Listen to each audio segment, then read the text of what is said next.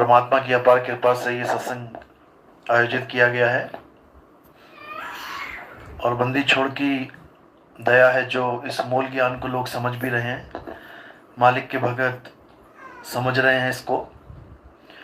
पहले कहीं भी कोई जुड़ा हो उससे कोई फर्क नहीं पड़ता, वो गुरु भी एक सीढ़ी का काम करता है आपको आगे बढ़ाने के लिए।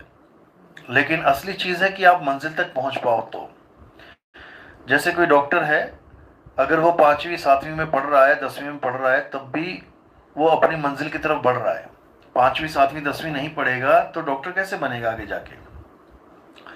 तो इसलिए सारे गुरु अपनी अपनी जगह ठीक हैं, लेकिन हमने मूल को पकड़ना है, क्योंकि मूल से ही परमात्मा की प्राप्ति होती है। तो आज का सत्संग शुरू करने से पहले जयकारा लगाएंगे परमात्मा का, और उसके बाद इसी मूल ज्ञान के बारे में विस्तार से बात करेंगे। बोलिए परमपिता परमात्मा की, सदगुरु बंदी छोड़ कबीर साहिब की, सभी संतों की, सभी भक्तों की, आज के आनंद की, सकल हंस को बंदगी, साहिब बंदगी सतनाम। तो बात चल रही है मूल ज्ञान की। मूल ज्ञान एक ऐसा ज्ञान है, जैसे नाम ही है मूल, यानी जड़। जड़ का मतलब वो वाला जड़ नहीं जो जड़ और चेतन वाला जड़ है। कई लोग उसमें कंफ्यूज हो जाते हैं, कहते हैं मूल ज्ञान क्या है, जड़, ये तो जड़ ज्ञान है। वो जड़ उसको समझने लग जाते हैं जो चेतन नहीं है। वो कहते हैं हमें तो चेतन का ज्ञान चाहिए था, ये तो मूल यानी जड़ का ज्ञान है। भाई ये वो जड़ नहीं है जो आप समझ रहे हो। ये जड़ वो जड़ है जो पूरे पेड़ को जीवित रखा है जिसने। आप जड़ काट दो पेड़ की, कोई पेड़ जीवित रहेगा क्या? नहीं रह सकता। और जड़ में खासियत एक होती है कि जड़ पूरे पेड़ को जो अलग अलग दिखाई दे रहा है उसको एक कर देता है। आप देख लो, एक ही पेड़ पे आपको कितनी सारी चीजें दिखाई देंगी, फल, फूल, पत्ते, टहनी, डालियां, ये सब दिखेंगे आपको। और नीचे आते जाओगे आते जाओगे आते जाओगे तो ये जितना भी विस्तार है, जितना भी अलग अलग हुए पड़े हैं सारे, ये सब आके एक जड़ में समाहित हो जाएंगे। यानी सबको एक करने वाला जो ज्ञान है वो मूल ज्ञान है। पवित्र ज्ञान क्या है? पवित्र ज्ञान जितने भी संसार में, जितने भी धर्मों में ये ज्ञान चल रहा है, जो आपको एक पवित्र हृदय बनाने के लिए कोशिश की जा रही है कि आप कम से कम एक अच्छे इंसान तो बन जाओ। आपको अच्छी अच्छी बातें बताई जा रही हैं, आपको हर चीज कैसे रहना है, कैसे खाना है, लोगों के साथ व्यवहार कैसे करना है, पूजा पाठ कब करना है, ये सब बता के आपको एक तरह से अच्छा इंसान, पवित्र इंसान बनाने की तैयारी की जाती है। लेकिन इस पवित्र ज्ञान से आपकी मुक्ति नहीं होती, मोक्ष नहीं होता। मुक्ति के लिए केवल मूल ज्ञान है। और वो मूल ज्ञान कौन देने आता है? मूल ज्ञान कोई आदमी नहीं देता है, किसी के बस की बात नहीं है जो मूल ज्ञान दे दे। मूल ज्ञान कौन देने आता है? स्वयं परमात्मा ही देने आता है। स्वयं परमात्मा ही एक मनुष्य चोला धारण करके, धारण भी हम ऐसे धारण करके नहीं जैसे हम करके आए हैं, केवल बोलने में आ रहा है वो धारण करके। जैसे हम शीशे के अंदर दिखाई देते हैं लेकिन हम होते नहीं है शीशे के अंदर। कोई कहे कि शीशे के अंदर मैं चला गया, मैं नहीं गया, प्रतिबिंब मात्र है वहां पे। इसी प्रकार परमात्मा बिना कहीं आए जाए ही सारी लीला कर जाते हैं, हमारे बीच में घूम के भी चले जाते हैं, लेकिन वो आते भी नहीं है, वो केवल कहने में आ रहा है कि आ गए। यानी हमें ज्ञान समझाने के लिए वो एक लीला करते हैं, एक गुरु रूप में आते हैं और हमारे साथ बैठते हैं, उठते हैं, चलते हैं, फिरते हैं। हमें लगता है तो हमारे जैसा ही है कोई, लेकिन होता नहीं है वो हमारे जैसा। तो पवित्र ज्ञान को, जो पवित्र ज्ञान को धारण किए हुए लोग, उनको आगे का ज्ञान समझाने के लिए परमात्मा स्वयं आते हैं। लेकिन वो ये नहीं कहते कि मैं जिस भी रूप में आया हूं तो उस रूप का ध्यान करो, उसी रूप में मैं तुम्हें मिलूंगा, ऐसा वो कभी नहीं कहते। क्योंकि जितने भी रूप हैं इस दुनिया में, ये सब मायावी रूप हैं, ये सब बदलने वाले रूप हैं। कबीर साहब जब आए तो एक छोटा सा बच्चा बनके कमल के फूल के ऊपर प्रकट हुए। अगर वो बदलते ना, तब तो हम कह सकते थे कि हाँ भाई ये भी एक तरह का परमात्मा का ही शरीर है जो कभी बदलता नहीं। लेकिन ऐसा नहीं हुआ, वो बदलना शुरू हो गए, बड़े हुए, होते होते होते देखो दाढ़ी मूछ से सफेद हो गई, बूढ़े हो गए। कहने का मतलब वो बूढ़े नहीं हो गए, ये उन्होंने एक माया जो दिखाई है, यानी एक लीला जो करी है, वो भी क्यों दिखाई है? क्योंकि हमारी स्थिति वैसी है। हमारे जैसा बन के दिखाना उनकी मजबूरी हो गई थी, क्योंकि 120 साल रहेंगे वो और इतने छोटे बच्चे बन के रहेंगे 120 साल, लोगों को शक हो जाएगा ये कैसा बच्चा है भाई, ये तो बड़ा ही नहीं हो रहा। क्योंकि जब उन्होंने शुरू में खाना पीना नहीं किया, 7 8 10 दिन कुछ नहीं खाया, कुछ नहीं पिया, जैसे बच्चा दूध पीता है, तो मां बड़ी परेशान हो गई कि ऐसे तो मेरा बच्चा मर जाएगा। उनको दिखाने के लिए कुंवारी गाय का दूध पिया, उन्होंने पिया नहीं, केवल देख रहा था कि हाँ वो पी रहे हैं। वो इन चीजों से न्यारे हैं भाई, वो 5 तत्वों से न्यारे हैं, तो वो 5 तत्वों का भोजन भी नहीं करते। तो इसीलिए मूल ज्ञान समझाने के लिए परमात्मा को हमारे बीच में आना पड़ता है। इसलिए साहिब ने वाणी में स्पष्ट बोला, पवित्र ज्ञान तुम जग में भाखो। धर्मदास जी को बोला जब वो ज्ञान समझा रहे थे कि पवित्र ज्ञान तुम जग में भाखो, मूल ज्ञान गुप्त कर राखो।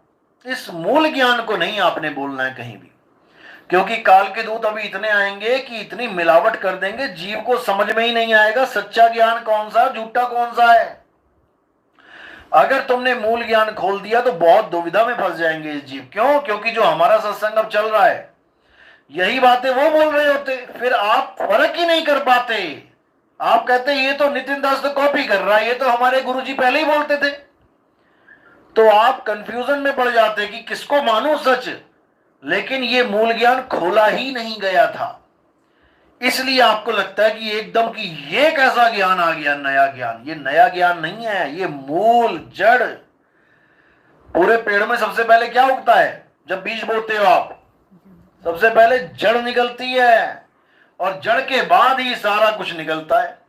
तो सबसे पहला जो ज्ञान है इस दुनिया में वो मूल ज्ञान है, आत्म ज्ञान है। उसी आत्मा का ये सारा विस्तार है। गुरु ग्रंथ साहब में भी आता है, आत्म पसारा करने हारा बिन प्रभ नहीं जानिए। ये जितना आत्मा ने पसारा कर रखा है, मन माया को पैदा कर दिया, 3 गुणों को पैदा कर दिया, 5 तत्व 25 प्रकृति को पैदा करके खुद ही जीव बन के बैठा हुआ है। ये बिना प्रभु के नहीं जानिए, बिना प्रभु के इस भेद को तुम नहीं जान सकते। क्यों? क्योंकि माया ने तुम्हें भुला दिया। तुम्हें तो अपना गर्भ जोन तक याद नहीं है जिसमें यही शरीर था। यह भी नहीं कि पिछले शरीर की बात कर रहा हूं मैं, पिछले जन्मों की। इसी जन्म का शरीर तुम्हें याद नहीं है। गर्भ में कितने दिन कैसे रहे तुम, 9 महीना याद है क्या किसी को? एक पल याद नहीं रखती है। एक पल मेमोरी में ये माया डलने नहीं देती है, डिलीट मारती है सीधे सीधे। यानी कोई आपको मैसेज कर रहा है और आपके पास पहुंचने से पहले वो मैसेज डिलीट हो रहे हैं, तो आपके पास क्या पहुंचा? कुछ भी नहीं पहुंचा। इसी प्रकार ये सारी मेमोरी माया भुला देती है। क्योंकि अगर आपको एक भी पल याद आ गया गर्भ का, तो याद रखना आप एक पैसे की हेरा फेरी नहीं करोगे इस दुनिया में, एक पैसे की। आज जितने भी नेता हैं, जितने भी बिजनेसमैन हैं, जितने भी कोई भी अगर धोखाधड़ी कर रहा है, केवल इसलिए कर रहा है क्योंकि वो गर्भ जोन को भूल चुका है। उसको लगता है हम तो मस्ती करने आए हैं। मस्ती करने नहीं आए बेटा, हिसाब देने आए हैं। पल पल आपका हिसाब हो रहा है। अच्छे कर्म किए हैं तो आपको अच्छा हिसाब मिल रहा है, और अगर बुरे कर्म किए हैं तो आपको पल पल हिसाब बुरे कर्मों का भी मिल रहा है। आपको बीमारियां लग रही हैं, आपके हार्ट फेल हो रहे हैं, आपकी किडनी फेल हो रही है, आपको दुनिया भर के वायरस आ गए हैं, ये सब हमारे कर्मों के फल ही हैं। बिना कर्मों के फल में सुई तक नहीं चुभ सकती। तो इन्हीं सब चीजों को मद्देनजर रखते हुए परमात्मा यहां पे आते हैं कि अब बहुत हुआ, अब मूल ज्ञान को जानो। बहुत पढ़ लिए, 12वीं तक 12 साल पढ़ते ही रहे, लेकिन अब मुद्दे पे आ जाओ, तुम्हें डॉक्टर बनना है। अब तुम एमबीबीएस के कॉलेज में एडमिशन ले लो। 12वीं तक तो सब एक साथ एक जैसे ही होते हैं बच्चे, लेकिन तुम्हें मूल ज्ञान को प्राप्त करना है। यानी पवित्र ज्ञान सब में लगभग एक जैसा ही है। सभी ये कहते हैं अल्लाह ईश्वर तेरो नाम, सभी एक है। सभी कहते हैं धर्म करो, बढ़िया करो, कर्म करो। सभी कहते हैं पुण्य करो, पाप करो तो कोई भी नहीं कहता। कोई हिंदू नहीं कहता पाप करो, मुसलमान नहीं कहता पाप करो, ईसाई नहीं कहता पाप। सब चंगियाइयों के पीछे लगे हैं कि भला करो सबका। यहां तक तो सब बराबर हैं, 12वीं क्लास तक सब बराबर हैं। लेकिन 12वीं के बाद समझ में आता है कि किसी ने एमबीबीएस में एडमिशन ले लिया, किसी ने सिविल इंजीनियर में ले लिया, किसी ने फार्मेसी में ले लिया, किसी ने फैशन डिजाइनिंग में ले लिया। यानी 12वीं के बाद हमें समझ में आता है कि कौन किस ट्रैक पे चला गया। तो यहां पर तो ऐसा है कि 12वीं के आगे कोई जा ही नहीं रहा है। क्योंकि 12वीं से आगे है मूल ज्ञान, 12 से आगे है 13, 13 में आते ही स्कूल खत्म हो जाता है और कॉलेज शुरू हो जाता है। 12 तक हम उसको स्कूल ही कहते हैं। Middle school, primary school, high school, senior secondary school, ये सब स्कूल हैं। लेकिन जैसे ही 13 नाम लगता है हमारे साथ, तब वो कॉलेज हो जाता है, वो स्कूल नहीं रहता। फिर जितना भी बोझा लदा होता है, आप 12वीं तक देखो बच्चे कितने सब्जेक्ट लेके जाते हैं, कितनी किताबें लाद के लेके जाते हैं, और 13वीं में कहां चली जाती है सारी किताबें? 13वीं में एक रजिस्टर रहता है हाथ में, क्योंकि वो सार है। वो सार सार तो गई रहो और थोथा दे उड़ाए, वो बैग कहां चले गए, वो इतनी सारी किताबें कहां चली गई, वो इतने सारे सब्जेक्ट कहां चले गए? खत्म। अब आ जाओ मूल पे। अब इसी को समझना है, बस यही मूल ज्ञान है। इसलिए बोला था मूल ज्ञान गुप्त कर रखो, इसको गुप्त रखना, क्योंकि तुम्हारे ही पंथ में धर्मदास एक से एक काल के दूत आएंगे जो 52 अक्षरों को दोबारा से मैं तो खत्म करवा रहा हूं, लेकिन ये मेरा ही नाम लेके कि हम कबीर पंथी हैं, ये 52 अक्षर देंगे लोगों को, 52 के जंजाल में फंसाएंगे, और ऐसा फंसाएंगे कि जीव समझ नहीं पाएंगे कि हमें मिला क्या है। यानी जिसको प्यास लगी है उसे पानी पानी जपवाएंगे, उसको लगेगा यार प्यास तो पानी से ही बुझती है, शायद यही पानी है। अरे ये नाम है पानी का, ये पानी नहीं है, ये नाम है पानी का। इसी प्रकार ये क्या नाम देंगे? अजर नाम, अमर नाम, अकह नाम। अरे भाई ये उसके गुण हैं, उस नाम का गुण है कि वो अजर है, यानी वो जर यानी कि नाश नहीं होता। अमर नाम यानी वो अमर नाम है, उसको कभी मरता नहीं है। अकह नाम वो कहने में नहीं आता, लेकिन उसको तुम जपोगे थोड़ी नहीं, अकह नाम अकह नाम, अकह नाम तो कहने में आ गया।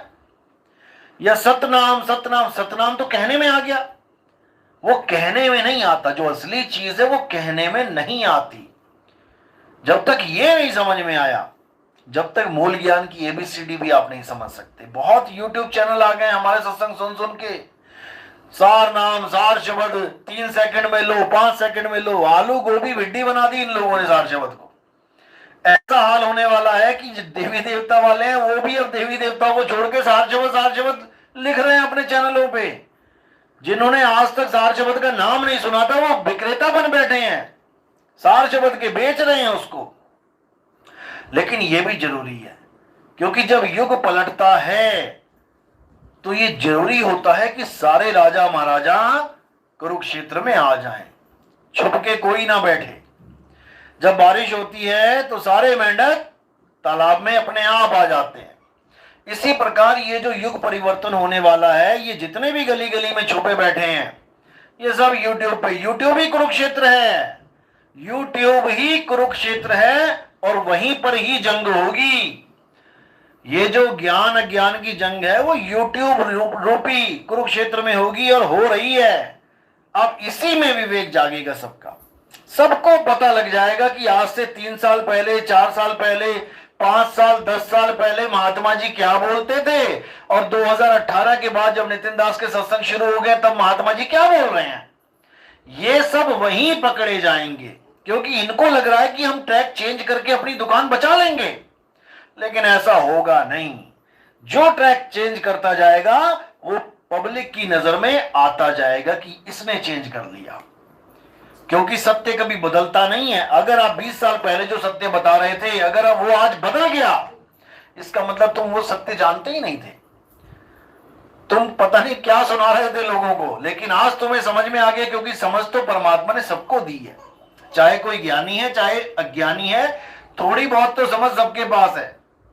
तो जो समझता जाएगा हमारे सत्संग को, वो हमारी ही भाषा बोलता जाएगा, उसके पास और कोई ऑप्शन होगी ही नहीं, उसके पास कोई चारा होगा ही नहीं। घूम फिर के वो हमारे ही सत्संग को बोलेगा। ये है पावर सत्य की। जब सूरज जग जाता है, जब सूरज आ जाता है, तो सारा प्रकाश उसी में समाहित हो जाता है। रात में दिया जलाओ, कितनी रोशनी हो जाती है, कमरा जय जयकार करेगा। और वही दिया दिन में जलाओ, तुम्हें पता भी नहीं लगेगा रोशनी गई कहां, उसी में समाहित हो जाती है वो रोशनी। इसी प्रकार इन लोग के पास जितना भी ज्ञान है, A to Z, कितना ही ज्ञान क्यों ना लेके बैठे हैं, ये इसी ज्ञान में समाहित हो जाएगा। इसीलिए बोला साहेब ने कि 13वें पंथ हम ही चले आए और सब पंथ मेट के एक पंथ चलाए। एक पंथ का मतलब एक ज्ञान। ये चाहे इसमें जुड़े चाहे ना जुड़े, लेकिन बोलना इनको यही पड़ेगा जो मैं बोल रहा हूं, नहीं तो इनके पीछे कोई आएगा ही नहीं। लेकिन विवेकी जीव हैं, समझदार हैं और समझ रहे हैं कि जो कृष्ण भगत पहले कहते थे कृष्ण जी का स्वरूप जानो, कृष्ण जी की पूजा करो, आज वो कह रहे हैं कि अपना स्वरूप जानो, अपने आप को जानो। बदल गई ना, जुबान बदल गई। जो पहले कहते थे गुरु जी का ध्यान करो, गुरु जी करते थे, आज वो शब्द गुरु कर रहे हैं, बदल गए। जो पहले देही को मानते थे गुरु, आज वो कह रहे हैं नहीं विदेही गुरु है, बदल गए। ये सब बदलेंगे। ये बदलाव ही युग परिवर्तन है और समय आ गया है, अब युग परिवर्तन होके रहेगा। तो इसीलिए कबीर साहब ने पहले ही संदेशा दे दिया था कि ऐसा समय आएगा जब घर घर होगा बोध विचारा। हर घर में एक ही ज्ञान चलेगा, आत्म ज्ञान चलेगा।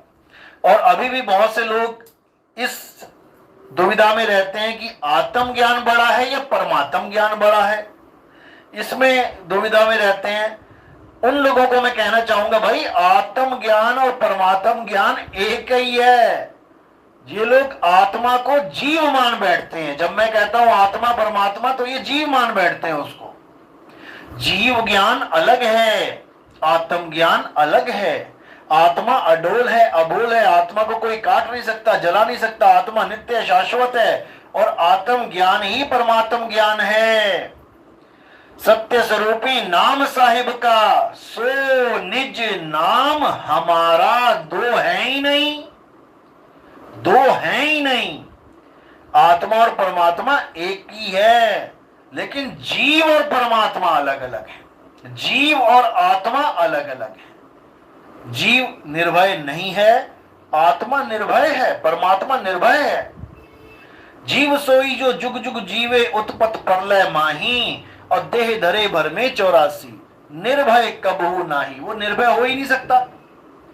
और जो आत्म स्वरूप को प्राप्त कर लेता है, भाई उसको इस काया को छोड़ने का भय नहीं रह जाता। वो तो कब से तैयारी कर रहा है निकलने की, वो फिर यहां नहीं रुकता। यही भेद है। इसी को बोला नानक साहब ने, एको सतनाम। सतनाम यानी हमारा आत्म स्वरूप। सतनाम कोई नाम नहीं, यह है आपन रूप। और जो जाने इस भेद को, पावे आप स्वरूप। रूप और स्वरूप में फर्क होता है। रूप क्या है? रूप नकल है। आप ये सारे रूप देख रहे हो, ये रूप हैं।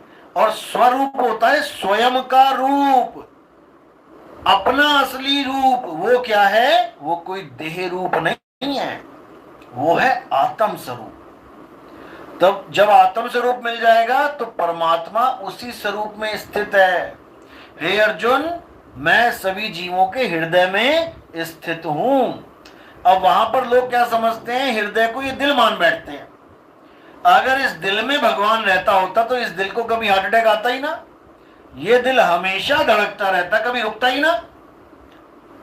ये गलती कर जाते हैं। आत्म स्वरूप का मतलब है, हृदय स्वरूप का मतलब है आत्म स्वरूप। आत्मा कह लो, हृदय कह लो, ये सब पर्यायवाची शब्द हैं, गुणात्मक शब्द हैं। ये लोग शब्दों के अर्थों में उलझ जाते हैं, जबकि शब्दों के भाव देखे जाते हैं। शब्दार्थ और भावार्थ, इन दोनों में जमीन आसमान का अंतर होता है। तो इसी को समझना है। मेन चीज है आत्म स्वरूप। जब तक आप आत्म स्वरूप को नहीं जान पाए, तब तक परमात्मा को आप जान ही नहीं सकते, क्योंकि वो छुपाई उसी में है। इसीलिए गुरु ग्रंथ साहब में बोला गया, आत्म में राम, राम में आत्म, चीनस गुरुमुख विचारे। कि जिस राम को हम ढूंढ रहे हैं, वो राम कहां बैठा है? वो आत्मा में बैठा है। आत्म ही राम। अब आत्म में राम छुपा है, तो हमें क्या, कौन सा ज्ञान चाहिए? हमें आत्म ज्ञान चाहिए। आत्म ज्ञान बिना नर भटके, कभी काबा कभी काशी। परमात्म ज्ञान क्यों नहीं बोल दिया कबीर साहब ने? परमात्म ज्ञान बिना नर भटके। आत्म ज्ञान क्यों बोला? अगर आत्म ज्ञान अधूरा है, क्योंकि ये लोगों की बुद्धि भ्रष्ट हुई पड़ी है, ये समझ ही नहीं पा रहे हैं बात को। वाणियों में आत्मज्ञान छपा हुआ है, परमात्म ज्ञान बताओ कहां है, कौन सी वाणी में लिखा है? तो ये नहीं समझ पाते हैं। लेकिन मालिक की दया होगी तो हर चीज अपने आप समझ में आने लग जाएगी। इसीलिए साहिब ने बार बार यही समझाया कि भाई तुम्हें जरूरत है एक भेदी गुरु की, तुम्हें जपी तपी सन्यासी की नहीं, तुम्हें एक ऐसे भेदी गुरु की जरूरत है जो तुम्हें आत्म ज्ञान समझा दे। और कोई ज्ञान समझने की जरूरत नहीं है। जैसे मैं समझाता हूं हमेशा कि एक कछुआ है, कछुआ चल रहा है, उसके पीछे भेड़िए पड़ गए, बैटरी खत्म हो गई, उसके पीछे भेड़िए पड़ गए, उसके पीछे सियार पड़ गए। अब वो कहीं और नहीं जाएगा, अब वो अपने स्वरूप में समा जाएगा, यानी अपने आप में अपनी सूरत को खींच लेगा।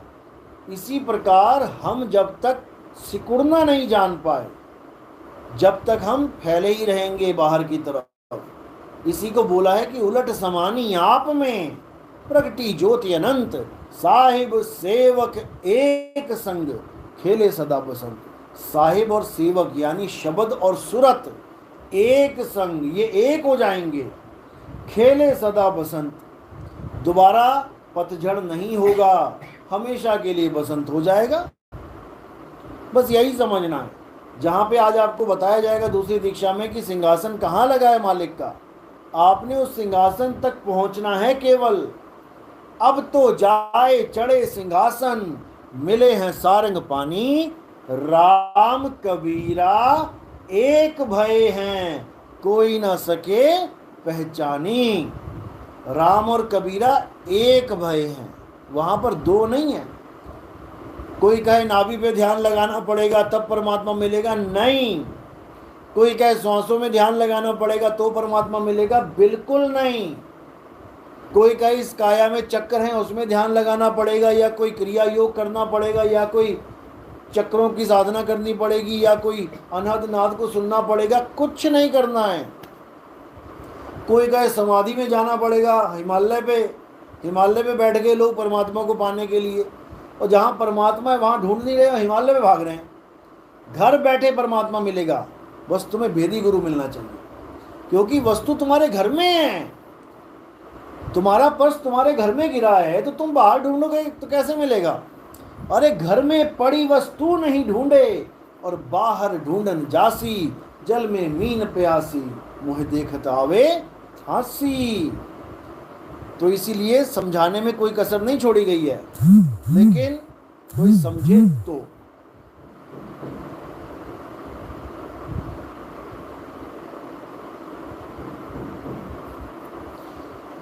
लेकिन गुरु की दया से, परमात्मा की दया से अब हर बच्चा, छोटे छोटे बच्चे 8-8 10-10 साल के हमारे सत्संग सुन के अब आत्मा आत्मा परमात्मा परमात्मा कर रहे हैं घर में बैठे। मैं जाता हूँ पता लगता है छोटे छोटे बच्चे, क्योंकि अब ये जो बीज पड़ जाएगा इनके, ये जीवन भर नहीं हिलेंगे। इन लोग को आत्मा के नाम पे दादी नानियों ने प्रेत आत्मा की कहानी सुना दी। आत्मा का नाम लेते वो कहते हैं आत्मा, ये तो बड़ी हॉरर चीज होती है, डरावनी, क्योंकि ये आत्मा और प्रेत आत्मा को एक बना दिया इन लोगों ने, जैसे आत्मा और जीवात्मा को एक बना रखा है इन लोगों ने। लेकिन अब मालिक की दया हो रही है और धीरे धीरे धीरे सारा संसार जागेगा। ऐसा कोई घर नहीं होगा, ऐसा कोई मोहल्ला नहीं होगा, ऐसा कोई गांव और शहर नहीं होगा जहां पर ये ज्ञान नहीं चलेगा, क्योंकि ये ऐसा ज्ञान है कि जितने भी पंथ चल रहे हैं ऑल ओवर वर्ल्ड में, वर्ल्ड की बात कर रहा हूं मैं, केवल हिंदू और ये अपने कोई नानक साहब का और कोई रविदास का, इनकी बात नहीं कर रहा हूं मैं। ऑल ओवर वर्ल्ड में जितने भी पंथ चल रहे हैं सबके पास ये ज्ञान पहुंच चुका है। जो बड़े बड़े कोई मुसलमानों के प्रचारक हैं, कोई ईसाइयों के प्रचारक हैं, उन तक ज्ञान पहुंच चुका है ये, और लेकिन इसका तोड़ नहीं मिल रहा अब उनको, क्योंकि इसका कोई तोड़ है ही नहीं। यही वो ज्ञान है जो सारे संसार को एक कर सकता है। नहीं तो आज तक जितना भी ज्ञान आया उसने सारे संसार में अलग ही तो किया। सारे संसार में पहले कहते हैं कि केवल और केवल सनातनी थे पूरी दुनिया में। यहाँ तक कि मोहम्मद साहब के जो चाचा जी थे वो भी शिवलिंग की पूजा करते थे। आज भी मक्का मदीना में शिवलिंग है, वहाँ शिवलिंग क्या कर रहा है? क्योंकि वहाँ पर वो सब सनातनी थे पूरी दुनिया में। लेकिन जैसे जैसे कोई ना कोई नबी आते रहे, कोई ना कोई प्रचारक आता रहा, कोई ना कोई अपना एक्सपीरियंस शेयर करने वाला आया, लोगों ने उसको पकड़ के एक नया धर्म बना लिया। ईसाई आए, ईसा मसीह आए तो उन्हीं के नाम पे ईसा आए थे, उसके नाम पे ईसाई। बुद्ध आए, उसके नाम पे बौद्ध। जैन आए, महावीर जैन, उसके नाम पे जैन।